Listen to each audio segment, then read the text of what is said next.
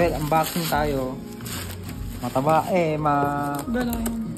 ano yung bubbles. Bubble wrap. Maganda. Kapal. Kapal. Yung karton, manipis.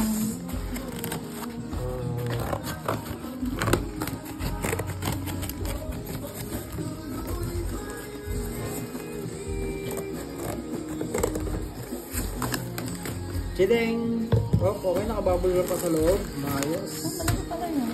2 liters. Sabi ko, pang dala mo ito eh, pag may tugtog ka. Nakipal. Para ako mag-discussion niya. Yan yung kay Fran, yung maliit. Okay, pwede yan, pang-gamit yan. Pwede naman. Hindi tayo makagat sa yelo, umagat sa yelo. 20, nakaka-4 na yelo ko sa isang araw na ngayon. Pugasan na lang mo.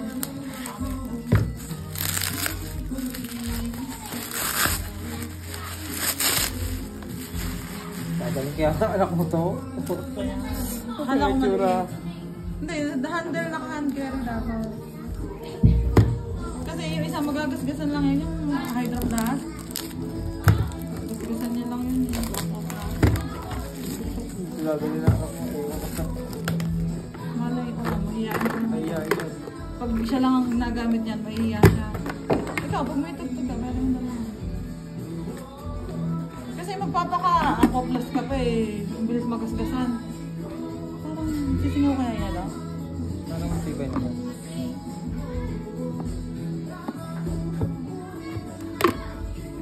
Compare mo, ito yung 1 liter. Kasi malaki yung ano niya. Ito yung 1 liter. Ito yung 2 liters. Kasya isang yelo sa 1 liter.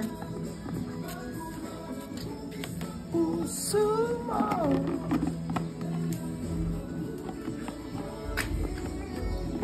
Ang buntis ako, nakaganyan din ako. Kasi sa apartment. Hindi siya spill bro. Hindi. So, hindi tatapon. Oo. Walang Kahit kwenta. nakakayo. Ang hand carry niya. Dapat patagal. 700. Mabilis naman magasgas. Ito yan. Apply natin. Yan, pang bahay.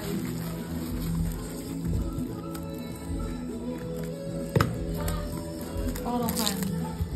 Twister.